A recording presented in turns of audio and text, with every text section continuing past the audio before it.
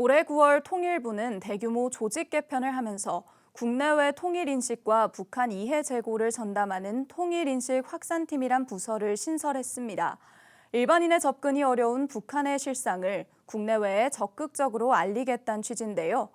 이런 가운데 북한에 대한 일반 국민의 인식과 국내에 거주하는 북한 이탈 주민들의 경제사회 통합 실태 조사 결과를 발표하는 자리가 마련됐습니다. 김효미 기자가 보도합니다. 상대적인 박탈감과 우울감, 북한 이탈 주민들이 대한민국에서 살아가며 느끼는 감정입니다. 5일 북한인권정보센터는 북한 이탈 주민의 경제활동 전반에 대한 실태조사 결과를 발표했습니다.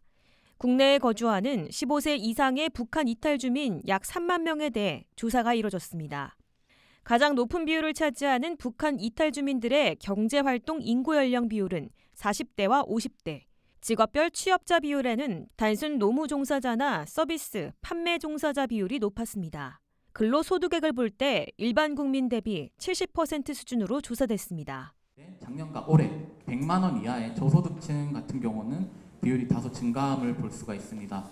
이런 추세로 봤을 때 이제 북한 이탈 주민 내에서도 근로소득의 양극화가 발생할 수도 있으니 수급자는 방금 전 말씀드렸다시피 감소세이지만 여전히 일반 국민 대비 여전히 높다고 보실 수 있습니다.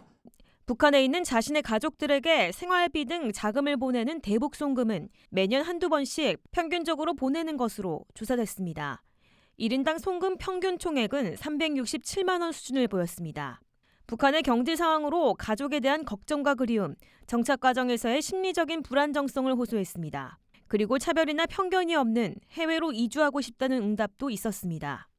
이렇게 탈북민들은 대체적으로 북한에 남아있는 가족을 걱정하고 있으며 상당한 불안감을 가지고 있는 데 대해 대한민국 국민들의 인식은 어떤지 알아봤습니다.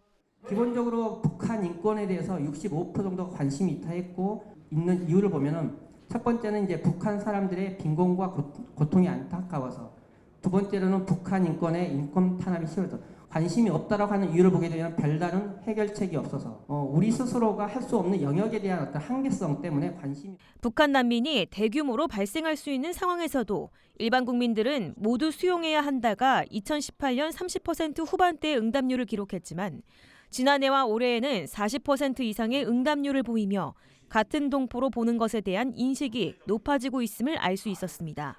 관계자들은 북한 이탈 주민이 겪는 구조적인 어려움을 이겨내는 또 다른 방법은 우리가 이들을 온전히 우리의 이웃, 사회 구성원으로 받아들이는 것이라고 전했습니다. 구티비 뉴스 김효미였습니다.